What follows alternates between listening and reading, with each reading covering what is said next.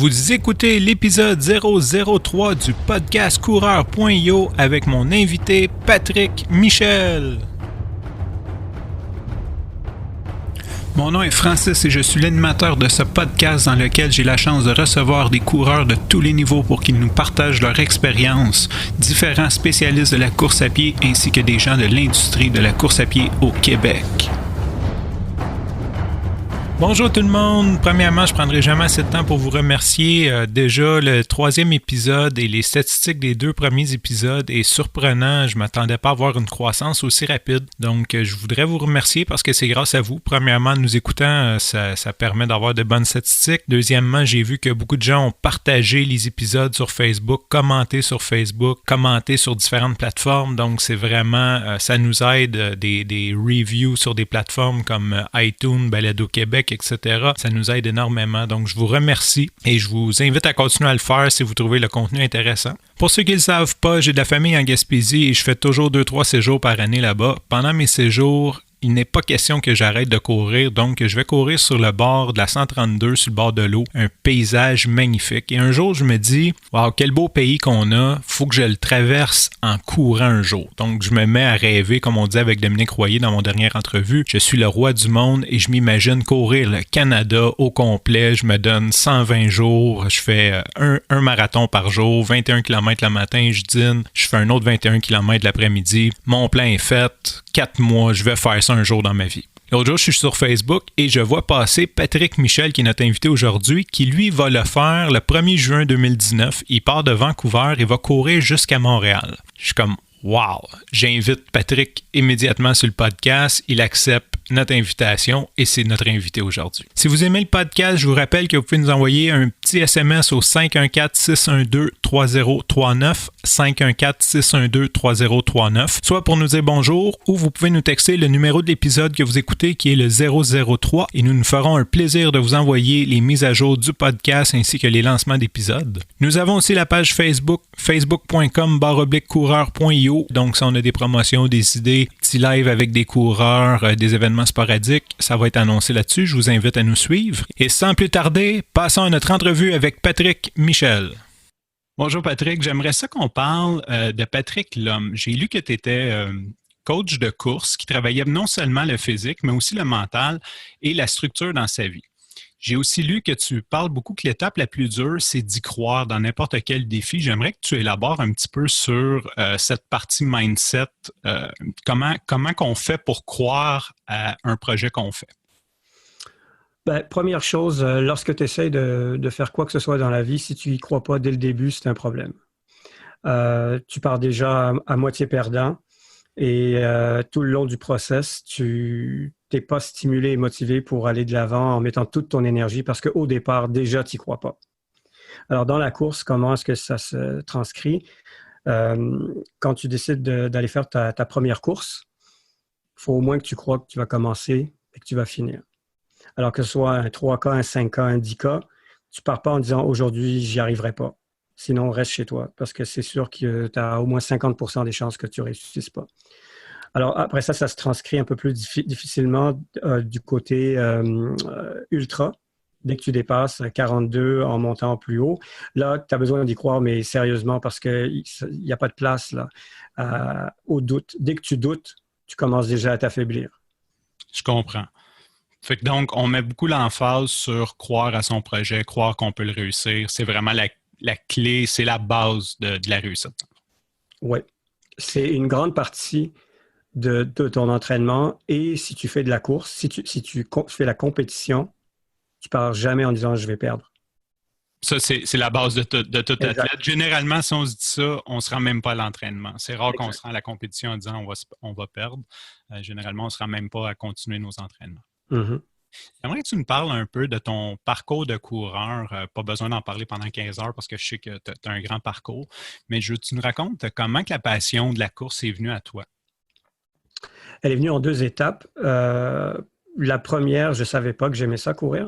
Donc, la première étape était plus à l'école où j'étais puni tout le temps en éducation physique parce que ce qu'on faisait n'était vraiment pas intéressant. Alors, finalement, les professeurs me faisaient courir autour du terrain de foot, qui est une piste standard de 400 mètres. Et finalement, j'ai réalisé que j'aimais beaucoup ça. Puis j'étais puni tout le temps, alors je pratiquais ma course comme ça.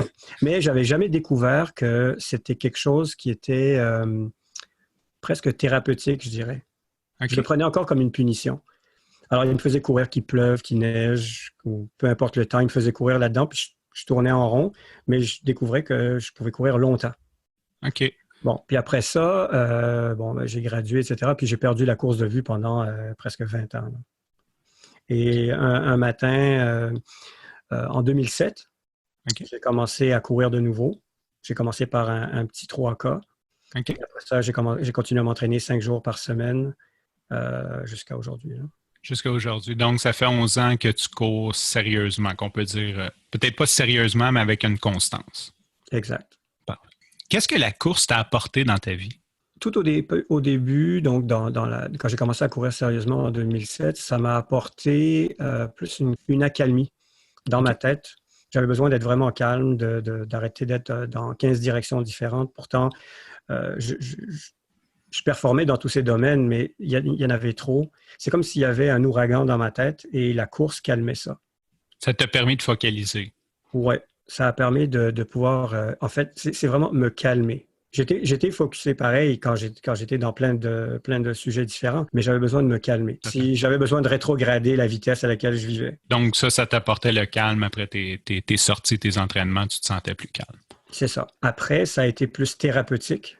Ça m'a permis de régler d'autres affaires parce que j'étais rendu plus calme, donc j'étais capable de me concentrer sur des sujets de fond de ma vie. Et en courant longtemps, pendant des longues heures et sur des courses difficiles, je m'apercevais que c'était presque comme un médicament. Ça calmait le reste. Être seul avec soi-même longtemps, faire l'exercice physique, ça nous calme. C'est ça. Ça recadrait plus mes choses. J'étais moins à droite puis à gauche. J'étais vraiment au centre. Okay. Et à partir de ce moment-là, c'est devenu une activité de vie comme, par exemple, prendre sa douche, prendre son petit déjeuner. C'est rendu quelque chose qui fait partie de ma vie. Si je l'enlevais, il me manquerait quelque chose. Oui, puis c'est comme dire, j'ai un emploi, ça fait partie de ta vie, tu n'y penses pas, tu y vas, tu fais ton travail, tu reviens chez vous. Exactement. Exact.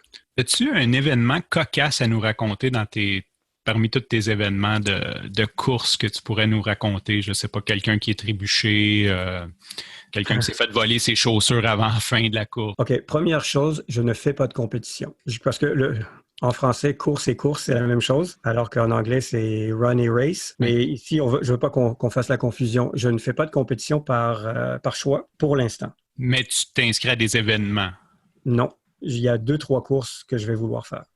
Tu es déjà invité? Si je suis invité. Si vous êtes invité. Exact. Et on parle, j'imagine, d'Ultra Trail. Oui, c'est ça. Je vais faire Badwater. Je vais faire Badwater, qui est, comme le monde peut-être le savent pas, dans la vallée de la mort par des températures plutôt extrêmes. Et c'est à 135 000. Donc, c'est quand même assez long. 200 km dans Death Valley, Californie. Genre, c'est ça. Et puis, peut-être Western States, si jamais je suis invité au jeu. En fait, non, c'est une loterie, mais on verra. Mais pour l'instant, je ne fais pas de course, je n'ai pas d'intérêt, ça ne m'intéresse pas. Puis, je n'ai pas de motivation à aller compétitionner contre d'autres gens. J'ai déjà assez de moi avec qui je compétitionne. Ça fait 20 ans que tu cours sans te mettre ces milestones-là? Parce que pour la plupart des gens à qui je parle, ces événements deviennent un peu comme un milestone, une façon un regard, un point sur leur course, en faire une par année. Rester motivé. Je parle pour moi là, présentement, mais c'est sûr que de savoir que j'ai une course à la fin de l'année, les matins difficiles pour se lever, ça me dit, OK, j'ai ma course, je veux arriver à mon temps, donc ça me donne un petit élan supplémentaire pour y aller. Fait que, bravo. Toi, tu mets ta course comme étant l'élément motivateur quand c'est difficile. Moi, c'est plus ce qui me motive, c'est de dire que j'ai un objectif. C'est la même chose. C'est juste remplacé par toi, tu compétitionnes avec quelqu'un, avec d'autres gens, et moi, finalement, c'est quelque chose que je veux accomplir, que je veux enlever de ma liste et je passe à la prochaine affaire. Puis comment tu détermines ces objectifs? Oh, ça dépend. J'avais des objectifs à un moment donné de courir 5 km, après 10, après ça, le marathon, après un 50. OK. Après ça, je dis, bon, ben, on va aller à 100, puis ça a été par progression linéaire. Moi, je suis un grand fan de la constance et d'être progressif dans l'entraînement. Je fais jamais de saut brutal parce que c'est la recette pour se blesser. Et puis, bon, même que je sois excité et motivé, puis je me sens invulnérable, c'est garanti que si je fais un gros saut, la première chose qui va arriver, je vais être blessé. Et puis, ça va donner des semaines sans course et ça, c'est pas vraiment le fun. Alors, quand je set un objectif, c'est vraiment quelque chose que je sais dès le départ, que je sais que je peux physiquement et mentalement atteindre. C'est juste une question d'entraînement. Donc, il faut que j'y croie. Et on s'en revient au point le point de fond qui est y croire avant de se mettre sur la ligne de départ. Effectivement. Je vais juste revenir à ma question.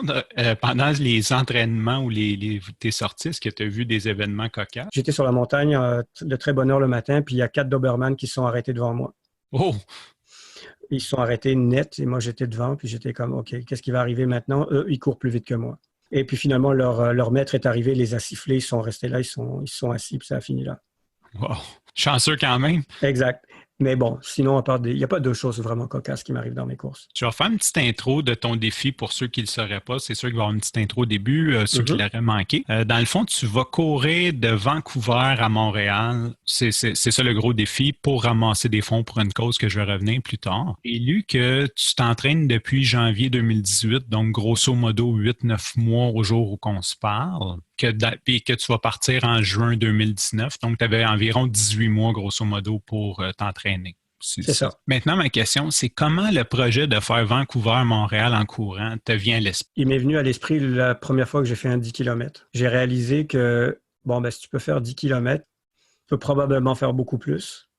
Alors, ça serait le fun de courir à travers un continent. Wow. Ça remonte à 11 ans de ça. Fait que c'est resté sur la glace pendant un bout parce qu'évidemment, c'est pas après 10 km qu'on décide d'en courir 5000. Alors, graduellement, les courses ont augmenté, l'entraînement s'est amélioré, ma condition et mon mental s'est augmenté parce que tu peux pas décider de courir 5000 km si tu n'as pas la tête sur les épaules et tu sais pas qu'est-ce que tu fais.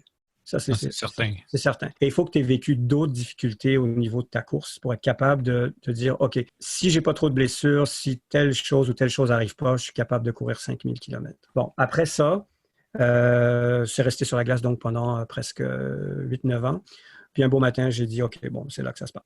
Ça va prendre 18 mois pour m'entraîner pour ça. Alors, 1er janvier 2018, tu pars à cet entraînement-là jusqu'à... je dirais, l'entraînement va finir début mai. Je vais me donner peut-être une semaine ou deux de repos, façon de parler. Ouais. Disons que je ne courrais pas 200 km par semaine, je vais peut-être en courir 100. OK. C'est ça. Les repos de coureur, c'est généralement ça, la moitié de son volume. Ouais, disons que je vais avoir des semaines d'entraînement dans un avenir rapproché de 300-400 km par semaine. Il ne faut pas oublier que, considérant que je vais courir 5000 km, sur un certain nombre de jours, c'est 84 km par jour. C'est 2 marathons. C'est ça. Exactement 2 marathons par jour pendant, je dirais, entre 60 et 70 jours. Puis à quoi ça ressemble, là, justement, tu dis 300, ton plan d'entraînement pour les 9 prochains mois jusqu'en mai, là, ça ressemble à quoi? C'est présentement, on parle de combien de kilomètres par semaine, puis on va monter jusqu'à combien en volume? On va augmenter de 225, qui est mon top pour le moment, à 400. Puis comment on prévoit faire 400? C'est-tu des journées de, je sais pas, là, 60, 50 le matin, 4 jours semaine, ou on fait 7 jours semaine, 70 km? Non, c'est très, très, très, je dirais, très structuré. Il y a des journées où c'est vraiment 42 deux fois. Donc, vraiment comme ce que tu vas faire sur le terrain. Oui. J'arrive à mon objectif de finale d'entraînement, c'est de faire une semaine de 7 jours, 84 km chaque jour. Une fois que j'ai fait ça, le reste, c'est plus une question d'entraînement. Une fois que tu le fais pour de vrai, c'est ton corps va lâcher ou ton mental va lâcher. Mais tu sais que tu es capable de faire 7 jours, 84 km. Après, il suffit de le faire 9-10 fois. Après ça, chaque jour est l'entraînement pour le jour d'après. Exactement. Alors, pour l'instant, le maximum, c'est 225. Mais après ça, ça va augmenter. Donc, ça va être des journées de 2 fois 42, 5 jours semaine. Puis après ça, ça va être 7 jours semaine, 2 fois 42, qui est la vraie affaire. Donc, dans le fond, tu vas vraiment faire des semaines de pratique avant de commencer. Absolument. Il faut vraiment que tu saches à quoi t'attendre pour y croire à 100%. Oui, c'est certain. Il faut que tu saches que ça fait mal comment après une semaine de 500 quelques kilomètres. Oui, parce que ça ne doit pas être évident. Juste à y penser, en auto, c'est déjà, ça fait mal. Ben, il y a la phrase stéréotype, je ne conduirai pas aussi loin que ça. Quand tu annonces à tes proches que tu vas faire ça, c'est quoi leur réaction? Il y a deux catégories. Il y a la catégorie qui pense que j'ai pas d'affaire à faire ça, que je suis irresponsable, que bon, toutes les choses négatives qu'on dit à propos des coureurs d'endurance. Et puis il y a des gens qui disent cool, pourquoi pas? Il y a des gens qui font d'autres choses, toi tu fais ça, bon, ok, c'est correct. Ça, c'est la minorité des gens dans ma famille. Et est-ce que tu penses que c'est par jalousie ou justement un manque on parlait de croire en ces défis, eux ne croient pas qu'ils seraient capables donc se transmettre, raison de traiter quelqu'un d'irresponsable quand il veut simplement vivre son rêve? Je pense qu'il y a des gens qui ne sont pas capables de voir plus loin que leur vie quotidienne, routinière, pas extraordinaire, avec aucun événement dont ils pourraient écrire un livre. Ils se sont résignés à cette vie. C'est ça. La grande majorité des gens, puis je dirais pas nécessairement ma famille. Ma famille sont un exemple de ça, mais je dirais mes parents sont un exemple de ça, pas mon frère et ma sœur. Mais je dirais la grande moyenne des gens vont d'une journée de travail à la prochaine, puis pour le restant de leur jour. Sans se poser de questions. De temps en temps, ils vont faire quelque chose d'extraordinaire. Pour eux, ça va être aller en vacances. Cuba une semaine. Mais es-tu capable de faire quelque chose qui vraiment te pousse dans les limites de ce dont tu es capable? Est-ce que tu es capable un jour, dans 20, 30, 40 ans, avec tes petits-enfants, t'asseoir et dire « Je vais vous raconter une histoire ». Parce que notre vie, c'est ça. Hein? En gros, c'est une histoire. Puis c'est quoi qu'on veut raconter quand on va être rendu à la fin? C'est quoi qu'on veut raconter, qu'on veut laisser aux jeunes? Est-ce qu'on veut dire, est-ce que j'ai travaillé toute ma vie dans une boîte puis j'ai mis de l'argent dans mes REER ou j'ai traversé le Canada en courant? C'est ça. Tu sais, tu peux dire, j'ai fait ça et ça dans la vie, c'était vraiment cool, mais saviez-vous que j'ai fait ça, puis ça prenait tout ce que j'avais appris dans ma vie, tout ce que j'ai fait dans ma vie, la somme de tout ça a été concentrée dans cet événement-là et ça a donné ça. Ouais. Fait il y a deux clans. Il y a les gens qui pensent que je suis fou, puis il y a le clan qui disent que ouais, ben c'est vraiment cool. Pourquoi pas? Mais je suis dans l'autre clan. Je t'encourage à continuer. Parfait. Donc, tu t'en viens avec moi, là, c'est ça? Hein? Bien sûr. Je voulais te garder à surprise, mais tu m'as tellement motivé. Je te confirme que d'ici mes 53 ans, je vais traverser le Canada à pied. C'est un rêve que j'avais avant d'entendre parler du tien, d'ailleurs. Je pense que je te l'avais écrit en intro, là. Ouais. En courant Gaspésie, je me disais, faut que je traverse un jour, faut que je traverse le Canada en courant. Mais le marché, c'est difficile aussi. Hein? C'est pas une blague du tout, le marché. Moi, je te dirais, ça fait probablement peut-être aussi mal, sinon plus, que de courir. Je marche 80 km par semaine. En plus de ma course. Ouais, parce que je suis obligé de cumuler le nombre d'heures sur mes jambes le plus possible sans m'endommager. Fait que je split ça entre course et marche. Je te garantis que le 10 km de marche que je marche tous les jours, il me fait presque aussi mal que courir un 21 km. Oui, parce qu'il prend quasiment plus de temps aussi. Et aussi, tu es plus raide. Tes jambes sont beaucoup plus raides. Fait que c'est comme si tu avais des courbatures dans tes jambes. C'est ça, parce que c'est sûr que courir, certaines personnes ne savent pas, mais courir, c'est beaucoup plus économique sur le corps parce qu'on utilise le rebond pour se propulser. Tandis que quand on marche à un autre mouvement. C'est ça, et c'est pour ça que je recommande souvent à des gens qui commencent la course, je leur dis d'ajouter à leur entraînement de la marche, mais de la marche, je dirais, constante. Okay. Genre, marcher des longues distances. Ben, des longues distances pour certains, c'est 1 kilomètre, là, parce qu'il y en a qui utilisent juste leur auto. Mais je dirais un 5 km de marche, la journée où tu ne cours pas, c'est une très bonne chose à faire. Si tu as 2 journées de repos, par exemple, ben, sur une de celles-ci, marche un petit peu. Ouais. Mais marche avec détermination. Là. On ne parle pas de faire une promenade. Non, on marche pour se rendre à quelque part. Oui, c'est ça. Un objectif, on marche. Mais faites pas de la marche comme une compétition de marche. Je comprends. Parce que c'est pas les mêmes muscles qui fonctionnent. Puis ça, c'est vraiment comme courir, exactement comme courir. D'ailleurs, les marcheurs de course sont aussi vite que, par exemple, un marcheur mondial, de qualité mondiale, marche plus vite que je cours. Quand je suis à mon top, il marche très, très vite. Là. Il faut vraiment être debout à côté d'eux lorsqu'ils passent pour voir à quelle vitesse ils marchent. Ils marchent plus vite que ben du monde court. J'ai lu aussi que pendant ton défi, vous allez tourner un documentaire. Oui. Je me demandais, savez-vous l'angle que ça va prendre? Ça va être un peu télé-réalité ou un petit peu plus vraiment documenter tes difficultés? Un petit peu à quoi Ça on va. peut s'attendre? D'abord, il va y avoir une version journal. Donc, tous les jours, on va poster des affaires sur le web en vidéo puis en texte. Mais le documentaire va être plus un résumé de tout ce qui s'est passé. Je dirais tous les faits saillants OK. ou les choses intéressantes. Alors, je dirais, ça n'aura aucun, il n'y aura pas de focus sur la cause parce que une fois qu'on est en train de courir, c'est plus ça, là.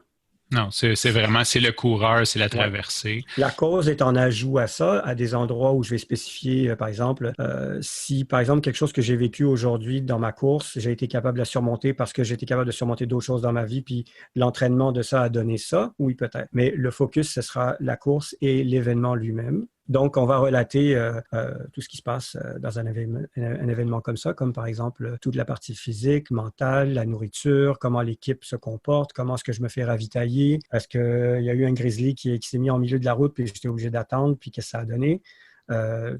Tous les détails intéressants. Ça va être un documentaire le fun et on espère que ça va...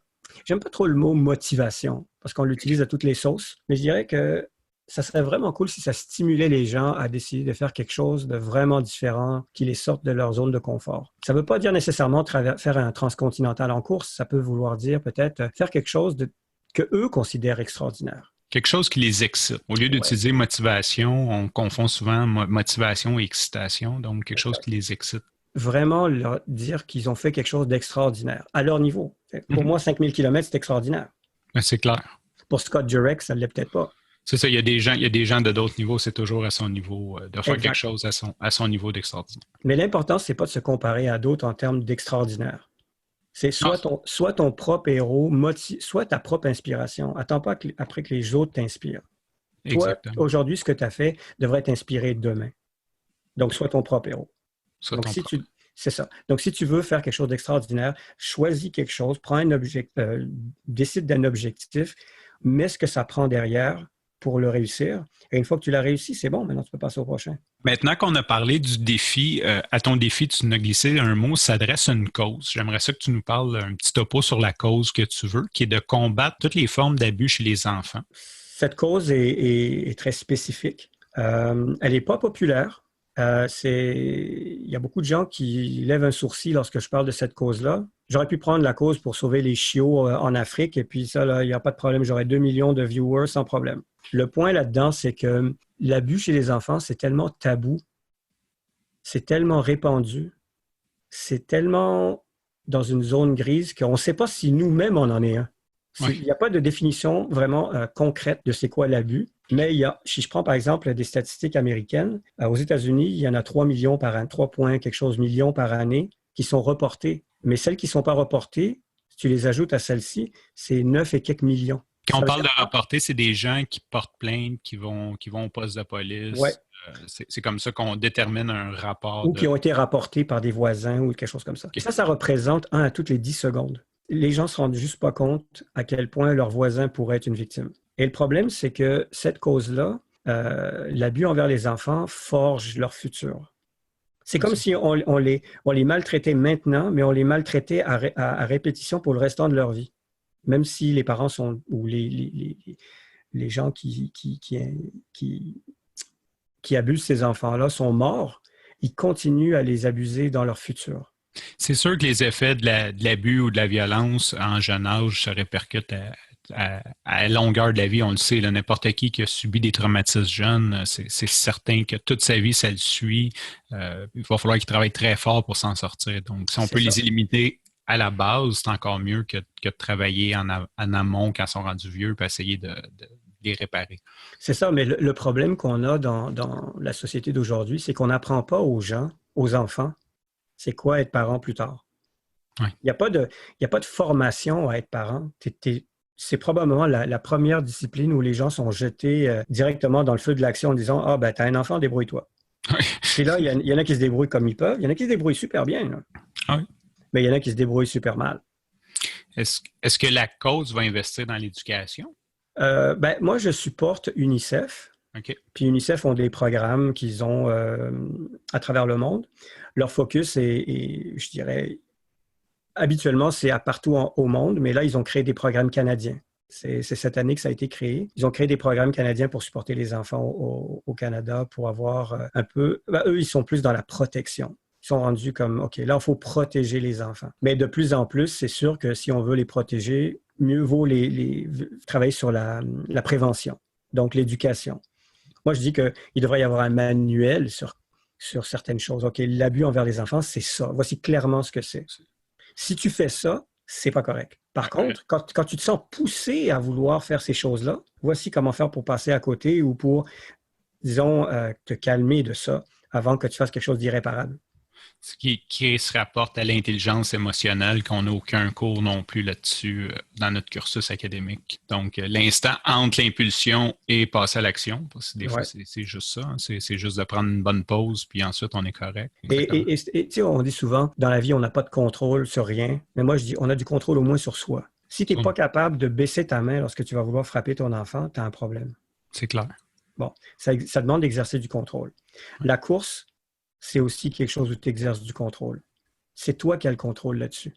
Fait que pratique ton contrôle, ne serait-ce qu'avec la course, et tu vas savoir que tu es capable de contrôler à d'autres endroits. Parce que vraiment, la course, tu es en contrôle de tout ce que tu fais. À moins que tu aies une auto qui te roule dessus, qui est passée sur une rouge, le reste, c'est ton choix, c'est ton contrôle, c'est tes décisions. Juste pour faire une petite parenthèse sur le guide des parents, parce qu'il y en a peut-être qui nous écoutent, il y a Naître et grandir aujourd'hui, qui est un organisme paragouvernemental financé par une famille au Québec, qui donne beaucoup d'informations, justement, qui sensibilise beaucoup. Fait que je voudrais juste comme spécifier leur bon travail parce que, comme ma mère, elle disait tout le temps, on n'a pas de guide pour élever des enfants. Aujourd'hui, ils nous donnent un beau livre avant la naissance qui nous explique quand même beaucoup de concepts. Fait que je pense qu'il y a quand même une certaine démarche autant du gouvernement, une volonté du moins à essayer d'éduquer justement l'alimentation, la violence, tout ce qui se rapporte à l'enfant. Ils ont même une belle newsletter qui te suit à toutes les semaines.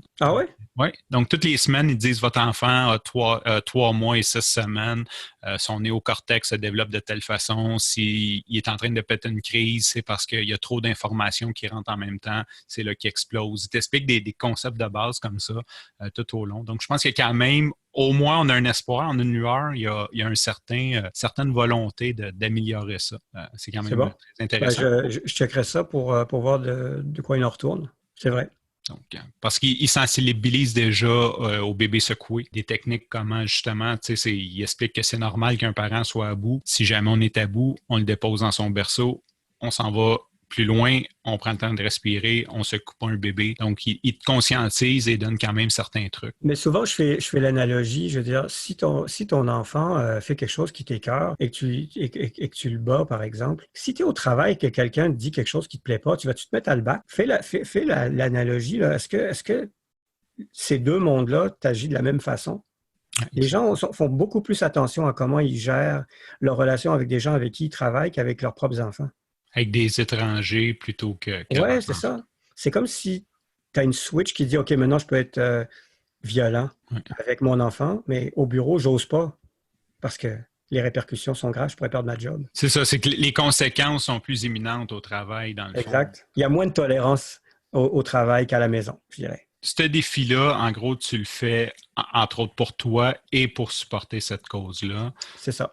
Concrètement, tu vas ramasser des dons, comment tu veux... c'est des dons qui sont donnés directement à UNICEF. Donc, sur mon site web, les gens, s'ils décident de faire un don, ils cliquent sur faire un don, ça les amène directement chez UNICEF. Ça passe même pas par moi.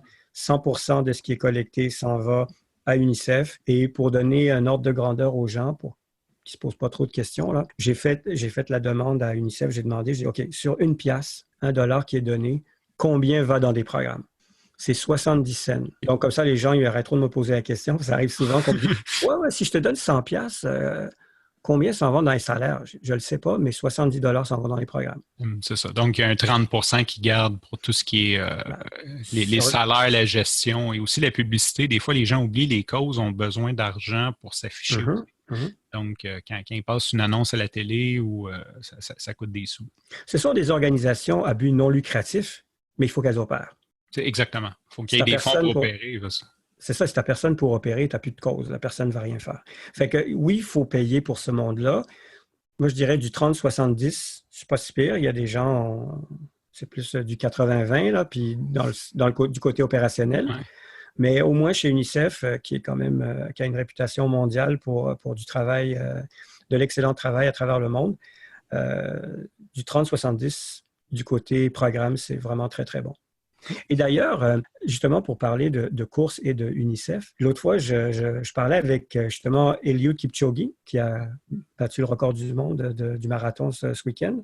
À Berlin. Oui, il disait, je chattais avec lui sur LinkedIn, puis il m'a dit « I love UNICEF ». Puis Okay. lui, il est du Kenya et il est multimillionnaire, mais il sait ce que l'UNICEF fait dans ces pays-là. Fait que c'est pas un Caucasien de la Suède là, qui parle. Là. C'est quelqu'un du Kenya qui dit que le travail d'UNICEF est excellent. C'est excellent, qui font du bon travail. Exact. Donc, à la fin, on va donner ton site web. On pourra aller faire un don si la cause nous intéresse. Mm-hmm. Maintenant, quand on se prépare pour un défi comme ça, là, je veux pas rentrer dans ton documentaire parce que je sais que tu nous as dit que tu allais en parler dans ton documentaire, ce que je ne savais pas avant l'entrevue. Peut-être plus comme ton idée, un ébauche de ce qu'on pense.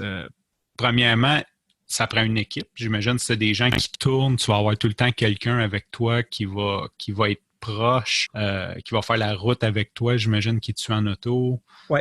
Donc, théoriquement, si tout se passe bien, je vais avoir une équipe de support et une équipe de tournage. Donc, l'équipe de support est là pour, comme le mot se dit, pour me supporter. Donc, me ravitailler. Parce que c'est sûr que je pourrais courir toute la journée avec tout ce que j'ai besoin.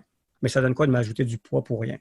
Exactement. Donc, à tous les demi-marathons, il va y avoir quelqu'un qui va avoir ce que j'ai besoin pour faire le prochain demi-marathon, puis le troisième et le quatrième. En milieu de journée, plutôt, après les 2 premiers demi-marathons, je vais m'arrêter un petit peu pour manger de la vraie nourriture parce que au niveau de ma nutrition, je fais un mix de nourriture, je dirais, comme des gels, des barres, des choses comme ça, mais aussi de la vraie nourriture parce que tu peux pas perdre 9 000 à 10 000 calories par jour puis juste manger des gels, on s'entend. Et tu peux pas juste boire la même affaire tout le temps. Faut faire des combinaisons. Fait que ça, c'est la première affaire. La deuxième équipe, c'est celle de tournage. Donc, c'est 2 personnes. Le directeur photo et son assistant qui filment. Ils filment tout ce qui est intéressant de mon côté à moi, puis ils filment tout ce qui est intéressant de ce qu'ils voient. L'idée, c'est pas de me voir pendant 45 minutes courir. Là. L'idée, c'est de voir de la course, mais aussi les contextes. Donc, les panoramas, les gens qu'on rencontre sur la route, les montagnes, les détails importants d'un truc comme ça. Parce que si tu veux faire quelque chose d'extraordinaire, c'est pas juste le courir, c'est tout ce que tu vis, toute l'expérience que tu as pendant ce temps-là. Et c'est ça qu'on veut rapporter. C'est pas juste un gars qui met un pas devant l'autre tout le temps. Là. Non, c'est ça. C'est pas 5000 km sur un tapis, c'est quand même la traversée d'un des plus grands pays du monde. C'est ça. Donc l'idée, c'est que tu regardes ce documentaire, tu apprends des trucs à tous les niveaux au niveau de la course, parce qu'on va parler de course en détail, mais on va les apprendre dans le contexte. Donc, à la fin de la journée, quand j'arrive au campement, OK, c'est comment est-ce que je fais pour récupérer pour le lendemain? C'est quoi la routine du matin en partant?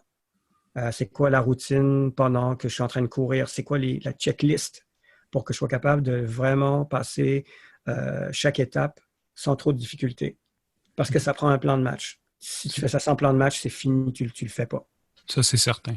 C'est pas comme aller faire un 21 km sur la montagne. Tu as besoin de planifier chaque chose que tu fais parce que tu as tellement d'inconnus que tu n'as pas prévu. Fais de la place au moins à ces inconnus-là par gérer ce que tu peux déjà gérer. Exactement. Genre la partie que tu as du contrôle dessus au maximum. C'est ça. Oui. Donc, l'idée, c'est que le documentaire, après nos gens, regarde, tu n'as pas besoin de faire 5 km pour courir puis avoir du fun, mais regarde, si tu faisais quelque chose qui est peut-être un 60, un 80 km ou même un 100 km, regarde ce que ça donne. Si tu cours de Montréal à, je sais pas moi, Saint-Sauveur, tu as quand même besoin d'avoir un plan. Voici quelques petites affaires que moi, j'ai eu à gérer pendant 2 jours de course qui représentent ta course à toi. Donc, c'est éducatif, c'est stimulant. Et aussi, tu vois les mauvais côtés. Parce que c'est sûr que je n'aurai pas des journées toutes roses tous les jours. Je vais avoir des blessures, je vais avoir des défis. L'idée, c'est de savoir ton mental, il est comment pour pouvoir gérer ces défis-là? Qu'est-ce qui arrive si tu te blesses, là? Justement, c'était une de mes questions, les blessures. Est-ce que tu as un spécialiste, un ostéo, un chiro, Non, quelqu'un qui va être pas loin? Non, ça, tu non. tiens, t'as pas personne de médical avec toi là, pour te surveiller ou te supporter. Ben, si le budget était d'un demi-million, oui, mais c'est pas le cas. Ces gens-là, ils font rien gratuitement. Si tu prends un expert, tu payes les experts.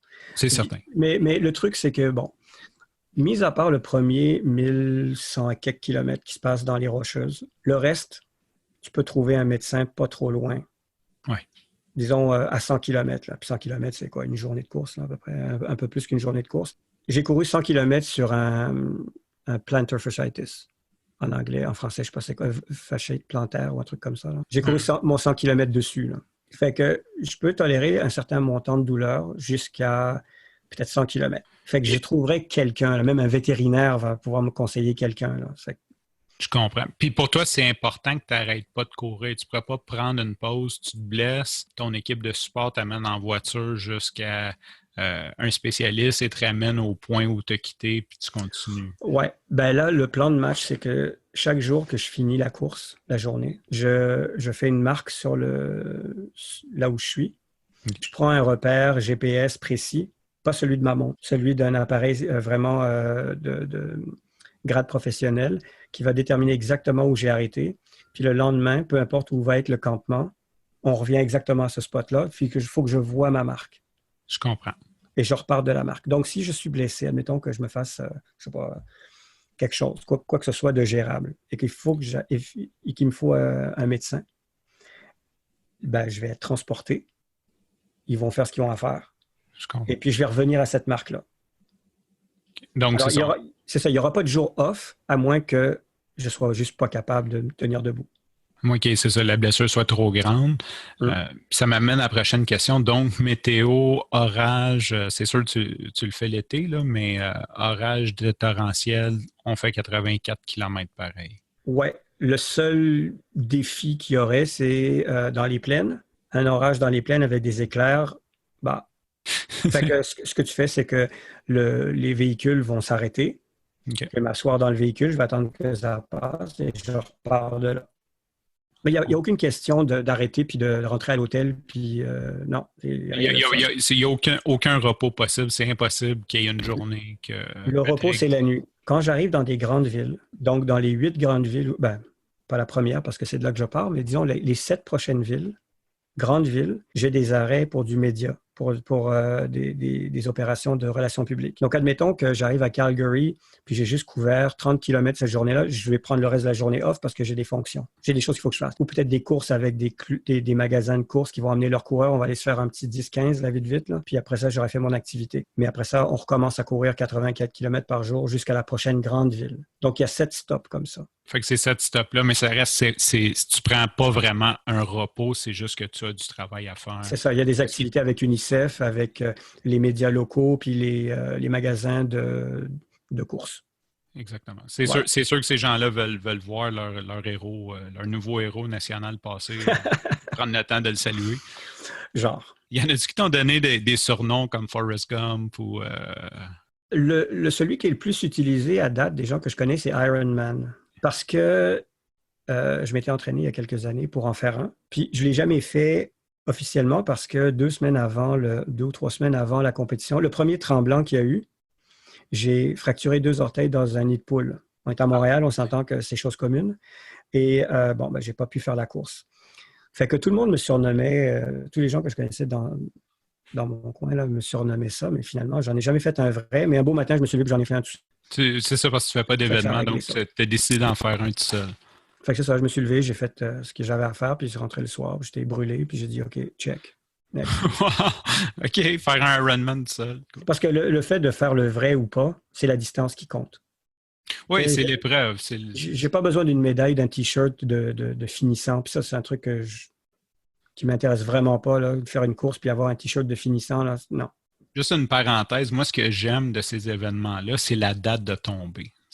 Donne-moi un deadline. Non, parce que je peux repousser toute ma vie et dire, oh, je vais en faire un tout seul un moment donné, mais ces événements-là, ce qui est le fun, c'est qu'il y a une date et cette date-là, on le fait, qu'il fasse beau, qu'il fasse mauvais, qu'on soit moins près, on le fait. T'sais. Mais curieusement, le fait que tu soulèves le point d'avoir une date ou un objectif, c'est pas mal intéressant parce que je te dirais que moi, dans mon cas, si je n'ai pas d'objectif, j'ai beaucoup de misère à m'entraîner sérieusement. Donc, après avoir, par exemple, j'avais mis un objectif de courir 100 km. Je m'étais entraîné vraiment de la bonne manière, assidûment et tout pour le réussir.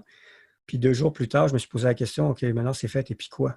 C'est quoi la prochaine affaire? Fait que pendant quelques semaines, j'avais pas vraiment d'objectif. Fait que j'étais comme un peu déprimé, là. Fait que je courais juste pour me maintenir, mais rien de plus. Ah ben, j'en ai pas. Mais tout d'un coup, je me suis aperçu que c'était difficile de m'entraîner sérieusement si j'avais pas d'objectif. Puis moi, courir juste pour courir, genre juste pour aller mettre du millage, c'est pas intéressant. C'est ça. Ça prend un objectif. Seulement toi, tu les détermines toi-même. Tu es assez structuré pour les déterminer toi-même plutôt que de prendre un événement externe. Exact. Et mon prochain objectif ne commençait qu'au 1er janvier. Fait que là, j'étais en septembre. Et là, il a fallu que je deal avec ça de octobre, novembre et décembre à ne pas avoir vraiment d'objectif, juste maintenir ma forme. Là. Je pense que c'était ce qui était le plus dur, mentalement. C'est le plus long de ne pas avoir d'objectif. Exact. Parce que là, on ne croit plus non plus. Hein? On finit par. Quand on parlait de croire en ce qu'on veut faire, là, on n'a plus rien à faire. Donc, pas qu'on n'y croit plus, mais on n'a rien à croire. Ben, c'est que tu n'as plus rien qui te stimule. C'est ça. Plus rien qui t'excite. Tu cours pour te tenir en forme parce que tu es rendu un sportif, disons, pour ne pas dire un athlète, mais tu n'as pas d'objectif précis. Fait que tu ne travailles pas vers quelque chose, tu travailles juste ta forme pour la maintenir, pour ne pas perdre trop de fitness. Exactement. Mais là, à partir du 1er janvier, là, j'étais craqué du jour au lendemain. Parce que j'avais un objectif maintenant sur le calendrier. Puis là, tu travaillais pour cet objectif-là. Exact. Comment on choisit les routes? La question peut sembler banale parce que j'imagine que tu ne vas pas courir sur le bord de la Transcanadienne. Curieusement, oui, mais, okay. pas à tous les endroits. Okay. La Transcanadienne, là, c'est évidemment une autoroute avec de multiples voies sur lesquelles tu n'as pas le droit de courir. Exactement. Mais quand tu es dans le fin fond du fin fond, là, la Transcanadienne, là, c'est moins large, c'est quasiment aussi large qu'un sentier qui a 2 voies. Là. Oui, ça j'ai beaucoup d'amis qui ont traversé le Canada. Certains endroits, ça croise. Oui, c'est un peu comme la 117, pardon, où tu peux courir sur des bas-côtés. Tu as des bas-côtés pour pouvoir courir. Alors, certaines fois, ils sont en asphalte, mais certaines fois, certains endroits, c'est de la gravelle et quasiment du sentier. Là. Donc, je suis obligé de prendre 3 sets de chaussures avec moi. Donc, des chaussures pour la route pure, des chaussures pour quand c'est du gravier ou des choses comme ça, puis des chaussures de trail quand c'est des vrais sentiers là, avec des roches puis des affaires qui sortent par tous les bords, tous les côtés. Là. Et il se peut que des fois, j'ai besoin de prendre des détours parce qu'on sait qu'on est dans le monde de la construction là, au Canada. Fait qu'une voie qui est ouverte un jour l'est pas le lendemain nécessairement. Fait que si je dois faire un détour en passant par-dessus une montagne, je suis mieux d'avoir les bonnes chaussures parce que c'est pas de l'asphalte qu'il y a là. Puis ça, est-ce que tu les traînes avec toi ou c'est ton équipe de sport qui va te les amener au besoin? Ah oui, j'ai oublié de te dire un truc intéressant. Si jamais j'ai pas les finances pour l'équipe, je le cours en solo. OK. Ça, je l'ai lu, mais c'est vrai que nos auditeurs n'étaient pas au courant. Donc là, tu n'as pas d'équipe, tu te ramasses pas d'équipe. Je ne me ramasse pas d'équipe et là, c'est le rough du rough. Là. Mais pour revenir à ce qu'on disait, l'équipe va supporter toute la partie logistique. Ce que j'ai sur moi pendant ma journée, c'est une veste avec toute la partie hydratation et un kit au cas où j'ai un accident. Ce que j'ai besoin pour me défendre. Parce qu'on te passe à travers quand même, il y a beaucoup de vie sauvage. Je vais avoir quelques petits éléments comme des barres, des gels et tout pour me nourrir au cas où. Et peut-être une sandwich au cas où je dois attendre. Un pont qui ne se lève pas ou j'attends après quelque chose. Bon, je peux toujours me nourrir en même temps. Mais je dirais que ça va être le maximum de ce que je vais transporter sur moi. Le reste est dans les véhicules et je m'équipe en fonction de ce qui arrive. Donc, le matin, quand je pars, je sais que le prochain 21 va être sur tel genre de route. Alors, je suis équipé pour. Si, par exemple, on change de décor, là, je dois changer l'équipement. Ça dépend. C'est peut-être les shorts que je vais porter vont être différentes. Peut-être que les chaussures vont être différentes. Tout dépend du terrain et de ce qu'on s'attend à avoir. Et là, l'équipe vient te ravitailler, grosso modo. Ouais. L'équipe est briefée d'avance. Ils ont on aura pratiqué, parce qu'on va conduire de Montréal à Vancouver. OK, Donc, vous partez dans l'autre sens en auto. On va faire de la pratique pendant le voyage d'aller pour que lorsqu'on part de Vancouver, il n'y a aucune inconnue. On va dire, OK, bon, je vais aller faire une petite course là, puis arrivé dans 10 km, vous allez me passer ce que j'ai besoin. Alors, j'ai besoin de ça. Ça ne sera pas improvisé, c'est pas à Vancouver, on décide sur le fly. C'est ça. Là, on va vraiment être bien, on est organisé, on l'a fait dans l'autre sens, on est en train. Donc, ça, c'est ce que l'équipe va faire. C'est leur job numéro 1. C'est de s'occuper de me ravitailler sans que je perde trop de temps et de setter le camp le soir. Quand tu parles du camp, ça va vraiment tout le temps être une tente ou comment ça se passe? Ça va être des tentes parce que, comme je dis, c'est pas à chaque 84 km qu'il y a un motel. Là. Non, c'est ça. Donc, il y a des journées, il y a peut-être des fois où ça va être pendant une semaine, 10 jours où il n'y aura rien. Puis à un moment donné, si on se trouve un hôtel, on va s'en prendre un parce que c'est le temps de dormir dans un vrai lit puis de prendre une vraie douche. Oui, effectivement. Parce que ça peut être un défi, ça aussi. Puis, mais sinon, si je le cours en solo, c'est la vraie affaire. Oui, non, là mais en solo, mettons le cas scénario que tu es en solo, tu as un gros sac à dos sur le dos, puis tu cours avec le poids. Je suis en train d'étudier la question. J'ai observé des gens qui ont fait des trucs comme ça en poussant quelque chose, en mettant tout leur stock dedans, ou porter un sac. Le truc, c'est que quand tu portes un sac qui est trop grand, trop lourd, ta forme, ta posture de course n'est plus la même. C'est sûr. Et obligatoirement, tu te blesses. Pourquoi? Parce que tu compenses à des endroits que tu n'étais pas prêt à utiliser, à des muscles que tu n'étais pas prêt à utiliser nécessairement. Là, ils vont te dire, ouais, mais tu aurais pu t'entraîner pour. Oui, je comprends, mais je ne peux pas m'entraîner pour les deux à la fois. Fait que je m'entraîne pour le meilleur scénario, puis le deuxième scénario, c'est dans ma tête que ça va se passer. Donc, l'idée, c'est où je vais avoir un truc à pousser que je suis en train d'évaluer ou que je le ferai construire, ou je le construirai moi-même, on verra, où je mets tout mon stock, puis je me débrouille avec ça. Donc, quelques kits de course, ma bouffe pour la journée, puis ce que je trouve sur la route. Parce que là, la nutrition n'est plus la même non plus là, quand tu cours en solo. C'est la nourriture de dépanneur. Là. Tu transportes ce que tu trouves. Puis si tu tombes dans un marché extérieur, tu achètes des vrais produits, mais le 3/4 du temps, tu vas d'un dépanneur à l'autre quasiment. C'est pas le fun, ça. As-tu envisagé la possibilité de peut-être faire collaborer des gens tout le long? C'est sûr, moi, si je savais que tu vas passer dans ma région, je serais prêt à prendre une demi-journée pour aller te ravitailler puis passer à faire un espèce de flambeau comme ça. Dans le dernier 1000 de mon entraînement, peut-être que je vais faire un appel à des gens, surtout peut-être des magasins de courses dans certaines villes ou certains magasins pour dire, bon, voilà ce que je fais. Est-ce que vous pensez que quand je passe à votre magasin, vous pouvez me ravitailler là plutôt que je transporte tout mon stock avec moi? On va voir. Ou peut-être je vais avoir des drop bags dans des endroits que j'aurais envoyés par la poste d'avance. Ça, il faut que je regarde là. Parce que si j'ai les bons commanditaires, le bon financement, tout se règle. Ah oui, c'est certain. C'est certain. Et je te souhaite, j'y crois que tu peux l'avoir. Donc, je te souhaite d'y croire. Je suis certain que tu vas avoir le financement. Je parlais plus en cas de catastrophe ou quelqu'un qui se dit justement, j'aurais jamais de commanditaire, comment on pourrait contrer ça. Je te dirais que c'est fort possible que les commanditaires se fassent rares parce qu'on dirait que les commanditaires veulent des héros avec des médailles. Mais ce que j'essaie de leur expliquer, c'est que les gens normaux, oui, peuvent être inspirés, par exemple, par Usain Bolt ou des champions comme ça. Mais la probabilité qu'ils essayent même d'accomplir la moitié du 10e de ce qu'ils ont fait est complètement infime. C'est impossible. Alors, ça prend des gens normaux qui font quelque chose d'extraordinaire pour stimuler les gens normaux. Tu sais. Fait qu'un commanditaire a plus d'avantages à commanditer quelqu'un comme moi qui peut inspirer plein de monde à faire des choses extraordinaires que quelqu'un qui est intouchable. Non, c'est certain que même si je porte des chandails Nike, je ne viendrai jamais un golfeur comme Tiger Woods. La question, c'est est-ce que tu as acheté Nike parce que c'était Tiger Woods? Parce que le retour sur investissement des millions qu'ils investissent dans un athlète, y a-t-il quelqu'un qui a pris le temps de mesurer est-ce que c'est vraiment parce que Bolt utilise Puma que tout le monde achète des Pumas? Effectivement, c'est très dur, mais je pense qu'à ce niveau-là, il parle plus de brand awareness. Je sais que tu es un gars de marketing, mais c'est plus d'avoir de l'exposure à télé. Justement, quand il reçoit sa médaille, on voit le logo. Ça, c'est correct. C'est ça. Plus que les retombées économiques, c'est plus d'être présent à gauche, à droite. Mais donc, c'est ça. Si je n'ai pas de commanditaire, effectivement, ça va être comme genre être un itinérant pendant 5000 km pendant 60 jours.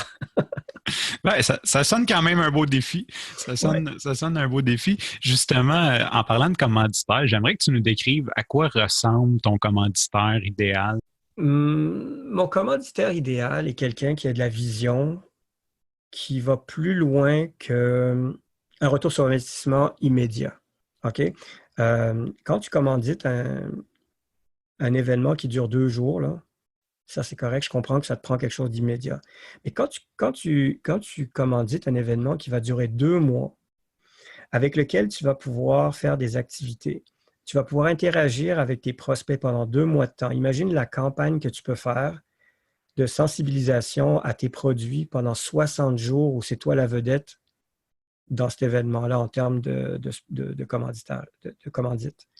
Ça, tu peux parler d'un vrai retour sur investissement, mais plus à long terme, parce que là, on est en train de sensibiliser les gens à ton produit, les éduquer, les convaincre à l'acheter et après ça, de conclure et de les transformer plus tard en ambassadeurs de ta marque. Ça, là, c'est le process idéal pour un commanditaire qui a de l'allure. Donc, par exemple, si je travaillais avec une grosse compagnie de télécom, ben, quand tu regardes ces 5 points-là, c'est pas mal leur approche. Quand tu regardes, par exemple, l'approche de certains manufacturiers de vêtements, c'est la leur. Par contre, il y en a d'autres qui sont très, très, très, je dirais, étroits d'esprit. Et donc, eux, leur retour sur investissement, c'est comme, OK, là, ça me donne quoi? Tout de suite. Alors, ça prend un commanditaire avec de la vision, puis qui est là pour le long terme. Parce que ce n'est pas le seul événement que je vais vouloir faire. Ton type d'événement que tu veux faire, si je comprends bien, tu vas quand même te déplacer d'un endroit à l'autre. Donc, on peut créer un petit peu comme le défi de Pierre Lavoie qui s'arrête dans plusieurs villes et que les gens attendent. À quelque part, je veux dire, les gens intéressés par ton défi vont t'attendre dans les villes. En général, oui. En théorie, oui. J'ai quelqu'un sur l'équipe qui s'occupe des relations publiques. Donc, sur le chemin, elle va s'assurer de parler avec les bonnes personnes pour rallier un peu de monde, au moins aux lignes d'arrivée ou dans les événements de course avec des groupes de gens. Donc, oui, ça va. Puis, évidemment, la commandite au niveau des vêtements, des chaussures, des choses comme ça, c'est bien important parce que, bon, c'est quand même ça qu'ils voient sur toi, là. Dans leur tête à eux, ces produits te permettent de réussir. Ça a l'air de ça. Là, si tu regardes ça de base, ils regardent la paire de chaussures et disent « OK, c'est ça, c'est la chaussure qui lui a permis de faire ça. » Ah, c'est certain. N'importe quelle chaussure, on va être capable de le faire, mais c'est la chaussure qu'il porte, lui. Bon. C'est certain. Écoute, moi, quand j'avais été acheter des lunettes de vision, le vendeur, dans le temps, il me parlait de Jean-Luc Brassard, que c'était les hauts-clés que Jean-Luc Brassard portait quand il a gagné la médaille. Donc, voilà. Mais on parle de lunettes de vision, là, ça n'a rien à voir avec ses talents de sportif. Ben oui, exactement. Donc, c'est ce qu'on disait, par contre, c'est les lunettes à Jean-Luc Brassard. C'est comme le gars qui s'en va dans un magasin de sport puis qui s'achète les shorts de Rafael Nadal, puis la raquette de l'autre, puis les chaussures du troisième, puis il prend quand même 6-0, 6-0, tu sais. Alors, bon, c'est pas parce que tu as ça que tu vas réussir, mais dans la tête des consommateurs, c'est la chaussure qu'il utilisait lui à cet événement-là. Donc, ça doit être durable, ça doit être solide. S'il l'a choisi, c'est nécessairement que c'est bon. S'il a couru 5000 km avec cette chaussure-là, elle doit être solide. C'est comme ça que les gens pensent en général. C'est certain. Bon. Puis, à quelque part, c'est plus ou moins faux aussi, je veux dire. Non, c'est vrai. Il y a un fond de vérité. C'est juste qu'il faut un commanditaire qui comprend ça. Donc, alors, en ce moment, je suis commandité quand même par Two Times You. Two Times You? Oui, c'est une compagnie australienne de vêtements de compression. C'est probablement, et puis pas parce que c'est mes commanditaires, là, mais c'est probablement la meilleure compagnie de compression. C'est leur business. Donc, leur nom s'écrit 2XU parce que tu as de la compression, tu es 2 fois toi. Peu importe ce que ça veut dire. Là. Mais en tout cas, ça, c'est la compagnie australienne qui est dont la spécialité, c'est la compression et les autres vêtements par-dessus. Mais si tu regardes tous les grands athlètes, que ce soit dans le football, le soccer, tout ça, souvent, tu vas voir qu'en dessous d'eux, ils vont avoir 2 marques. Ou Under Armour, parce que c'est la marque la plus, je dirais, entre guillemets, populaire. parce elle est bon marché, alors que Two Times You est vraiment plus moins bon marché, mais je te dirais beaucoup plus performante en termes de technologie. Alors, je les ai approchés, ils ont été super cool avec moi, ils ont dit on va commencer par quelque chose, on va voir ce que ça va donner, puis ça ira où ça ira après, mais on va commencer par un petit quelque chose d'abord. Fait qu'en ce moment, je suis commandité par Two Times You, puis j'utilise leurs produits depuis des années, fait que c'était pas comme, je n'ai pas de rencontrer un extraterrestre, là, c'est quelque chose que je Tu connaissais utilisais bien. déjà le produit. Tu les as approchés parce que tu utilisais et tu connaissais le produit. Et je connaissais la valeur surtout. Donc, ça m'a permis de faire des choses que sans ça, probablement que ça aurait été plus difficile. Donc, je vais mettre les liens dans les notes d'épisode pour ça, ceux que ça intéresse. Two OK. Time You. C'est sûr que moi, tu viens de piquer ma curiosité. Ben, tu regarderas, si tu vas sur YouTube et tu fais Two Times You vidéo, il y a une vidéo de leur produit qui dure 3-4 minutes. Là. Si tu n'es pas inspiré par ça, je ne sais pas ce que ça prend. Chaque fois que j'ai montré cette vidéo-là à quelqu'un, il y avait, ça larmoyait un petit peu. C'est plein de sports mélangés, il n'y a pas juste de la course là-dedans. Là. Je comprends. C'est le produit. Je vais mettre le lien vers cette vidéo-là aussi dans nos notes d'épisode. Donc, si on a un commanditaire qui écoute, qui a de la vision, qui veut supporter Patrick, donc on va donner, de toute façon, plus tard, on va donner les contacts de ton site web. Maintenant, je vais faire un petit pivot vers notre question Back in Time. L'idée de cette question-là, c'est j'ai une DeLorean modifiée dans mon garage pour retourner dans le passé. On peut retourner voir Patrick, le coureur, dans sa vie n'importe quand. Premièrement, la question, c'est où on retourne et qu'est-ce qu'on dit à ce Patrick de cette époque-là? Commence à courir le plus vite possible, sérieusement, parce que dans ta vie, c'est la chose qui va te sauver le plus quand ça va mal. C'est un super bon conseil. Ceux qui écoutent, qui ne courent pas, commencez le plus vite possible. Ben, le plus vite possible pour 2 raisons. La première raison, c'est parce que tu vas être en forme pour longtemps. Parce qu'il y a des gens qui décident de se mettre à courir à 50 ans parce qu'ils s'aperçoivent que leur bilan médical est pas bon. Mais si tu veux ne pas avoir à gérer ça à 50 ans, ben, commence à 20 ans à te tenir en forme. Mais d'une manière constante. Il faut que ça fasse partie de ta vie comme n'importe quoi d'autre que tu ferais d'une manière routinière. C'est pas exceptionnel d'aller faire ton conditionnement physique. C'est ça. Faut que ça devienne habituel. Une hygiène de vie, à même titre qu'on prend notre douche le matin, on va courir 2, 3, 4 fois semaine le restant de notre vie. On rentre ça dans un besoin primaire et non une activité quand on a le temps. C'est ça. Donc, commence de bonne heure à t'occuper de toi pour que tu n'aies pas besoin de t'occuper de toi plus tard. Exactement. Ça va aller tout seul. Mais par contre, cette habitude-là de courir va te permettre, au moment où tu vas être dans des moments difficiles, tu sais ce que tu peux retomber là-dessus pour te remettre sur le droit chemin. Oui. Donc, quand ça va mal et que tu sens que tout s'écroule autour de toi, tu sais quoi? Plutôt que de prendre des décisions maintenant, là, mets tes chaussures, va courir, exténue-toi un petit peu, reviens, puis regarde voir si c'est tout à fait la même réflexion que tu vas avoir. Probablement pas. Maintenant, on est rendu aux questions intervalles.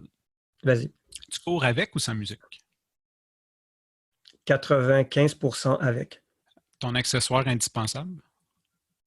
Ben, à part mes chaussures, ce sont mes écouteurs. Les écouteurs, OK. Puisque tu écoutes la musique, écouteurs sans fil, on en profite-tu? Tu sais quoi? J'ai jamais essayé des écouteurs sans fil parce que j'ai toujours peur que quelque chose ne marche pas et que j'ai plus de musique. Mais là, je me dis, OK, Patrick, sérieusement, là, si tu n'es pas capable de courir sans musique, tu as un problème. Mais non, j'ai des écouteurs que j'adore. Je les utilise. J'en ai eu plusieurs de la même marque. Depuis que j'ai commencé à courir, c'est toujours la même marque. Mais ils sont tellement écœurants que la musique est extraordinaire quand je cours. Ça me donne des ailes. Et je cours sur toutes sortes de musique. Ça peut être du classique comme du techno ou de l'électronica ou n'importe quoi. De la musique, c'est de la musique en tant que ce soit bon. Là, du classique avec un coucher de soleil ou un lever de soleil, c'est toujours aussi stimulant que du heavy metal dans une pente en descendant. Là. Donc, un conseil en général à donner à nos auditeurs? Si j'ai un conseil à donner, faites tout d'une manière progressive. Il n'y a pas besoin d'accélérer votre entraînement ou d'essayer de récupérer le temps perdu. Allez-y d'une manière constante, progressive, pour ne pas vous blesser, parce que se blesser, c'est la pire affaire. Parce qu'on peut décider d'être découragé complètement de la course après être blessé, parce que ça a pris comme peut-être 1 mois pour se guérir ou des choses comme ça, puis on a peur. Fait que si on y va progressivement, théoriquement, on ne devrait pas se blesser. As-tu une ressource, un livre, une application, un site web que tu veux nous suggérer? Oui, il est très spécifique, mais il est quand même très le fun.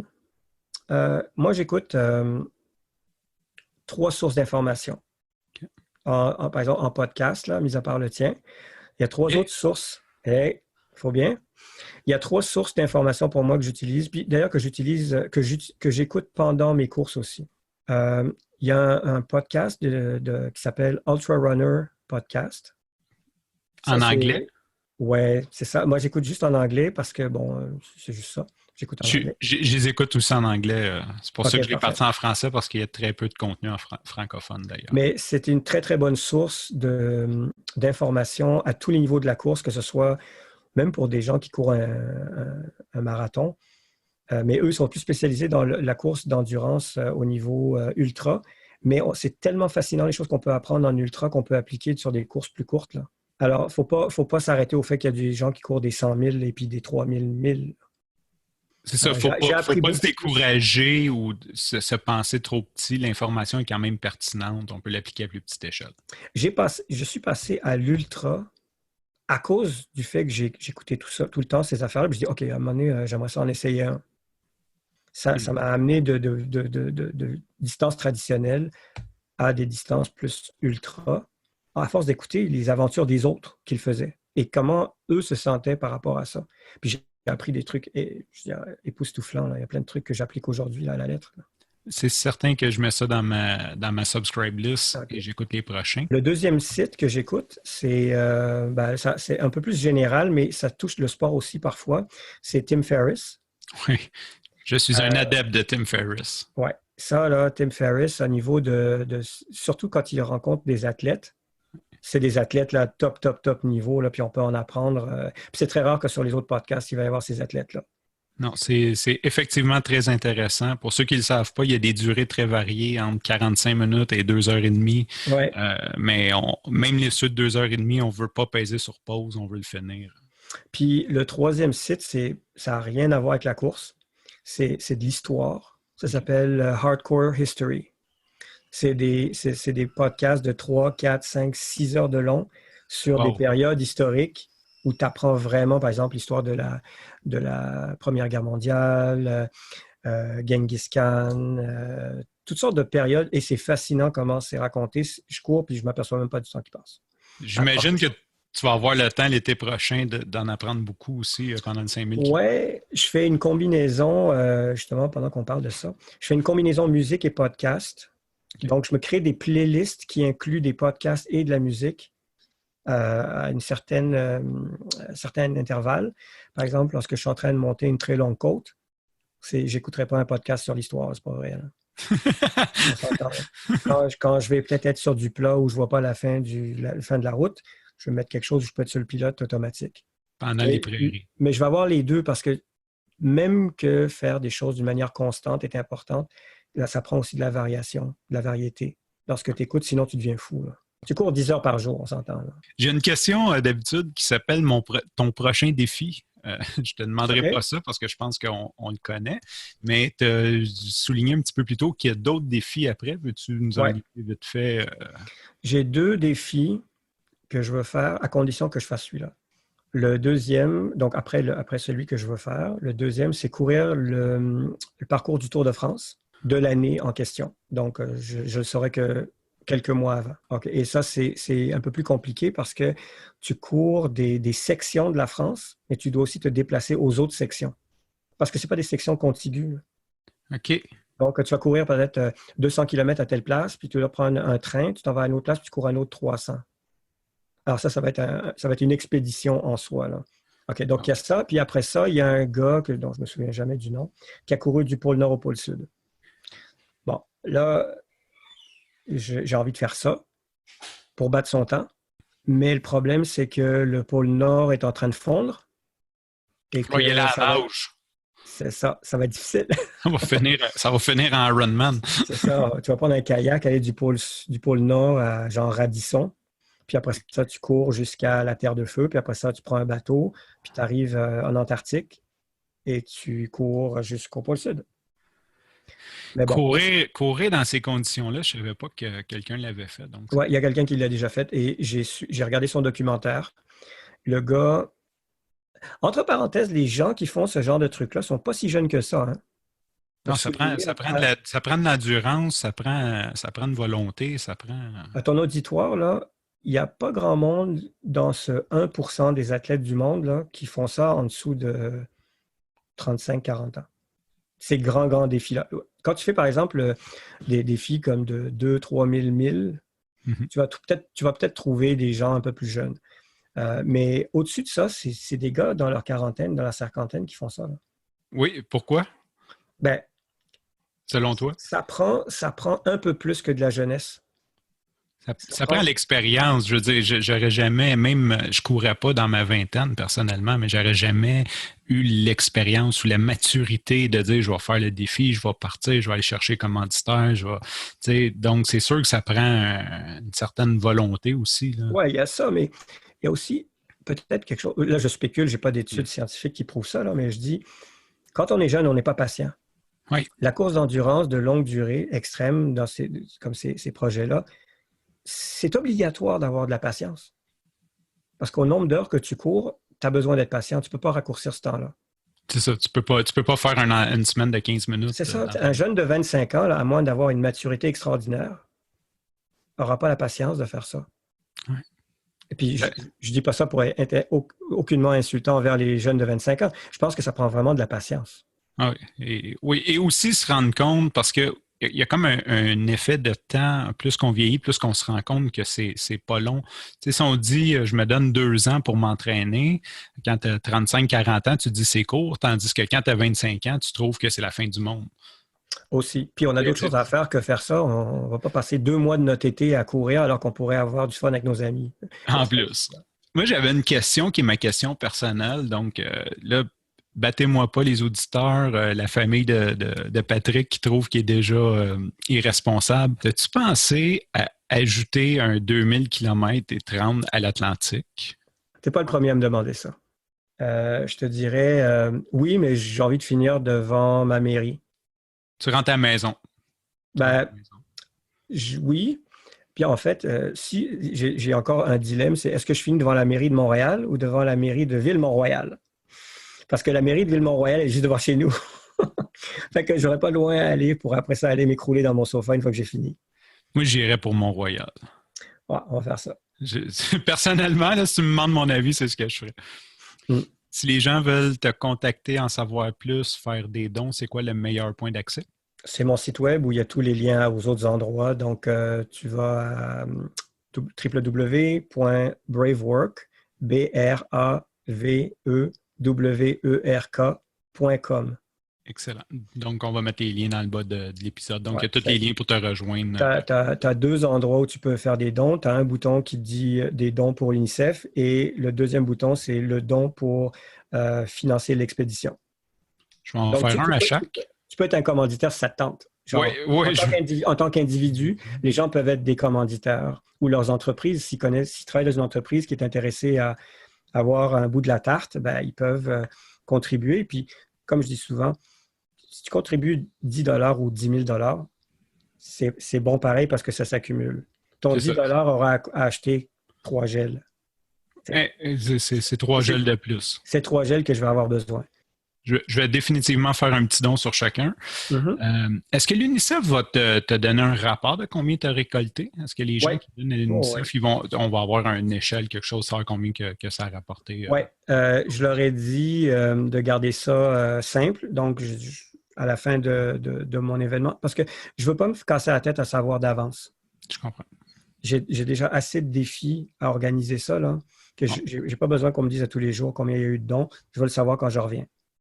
Parce que je ne veux pas que ça me joue dans la tête.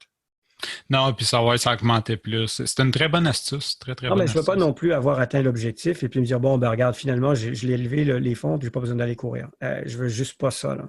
On garde la surprise. On se rend à la mairie de Mont-Royal, on traverse la rue, on s'assoit dans le sofa. Après ça, on verra. Après ça, on verra qu'est-ce qu'on a fait. Exact. Eh bien, Patrick, je te souhaite un super, super parcours. Tu m'as inspiré. C'est certain que je vais essayer de répéter ton expérience avant mes 53 ans. Je te remercie pour ton temps. Merci d'avoir partagé ça avec nous. Puis, si jamais ça t'intéresse, après ton défi, j'aimerais bien qu'on en reparle. Parfait. Je te lance l'invitation tout de suite. Je sais que c'est dans 1 an. Si jamais ça t'intéresse, j'aimerais ça qu'on se parle justement de peut-être qu'est-ce qu'on prévoyait, qu'est-ce qui est arrivé, comment ça a fini. Ça me fera plaisir de faire un part 2 avec toi. Parfait. Merci beaucoup, Patrick. Bonne chance. Merci beaucoup. À toi. Au revoir. Dans le but de garder les épisodes du podcast Coureur.io le plus intemporel possible, j'évite de mettre des dates, des prix ou des événements sporadiques qui auraient pu se passer durant la semaine. À ce compte, nous avons une page Facebook sur laquelle vous pouvez nous suivre et avoir de l'information supplémentaire. Je vous invite à nous joindre au facebook.com/coureur.io.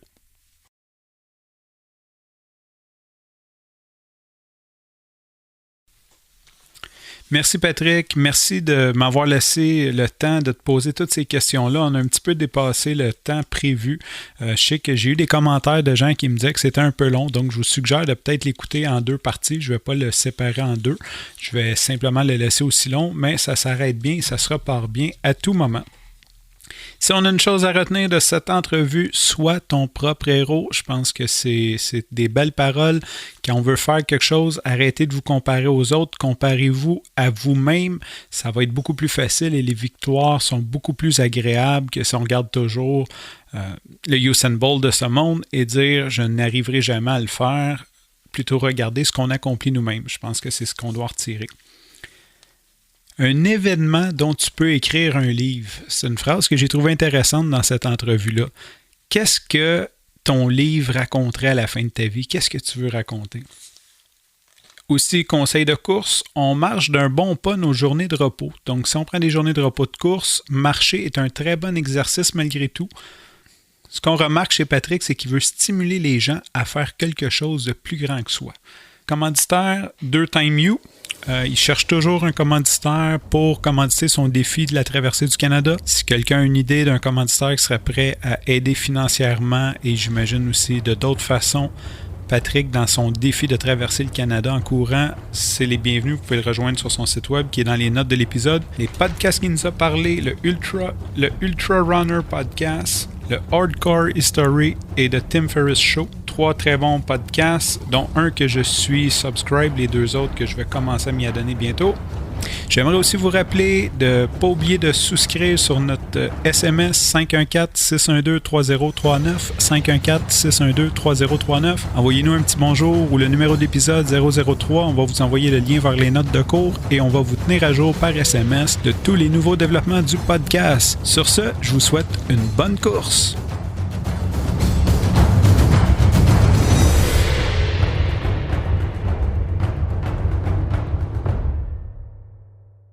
« 612-3039, 514-612-3039. Envoyez-nous un petit bonjour ou le numéro d'épisode 003. On va vous envoyer le lien vers les notes de cours et on va vous tenir à jour par SMS de tous les nouveaux développements du podcast. Sur ce, je vous souhaite une bonne course.